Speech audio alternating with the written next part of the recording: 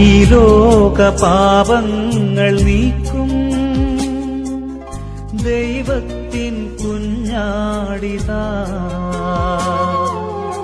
ഓരോ സഹനവും ദൈവം നൽകുന്ന പ്രത്യേകമായ സമ്മാനങ്ങളാണെന്ന് നമ്മൾ ഇന്ന് ഓർക്കേണ്ടത് നല്ലത് തന്നെയാണ്.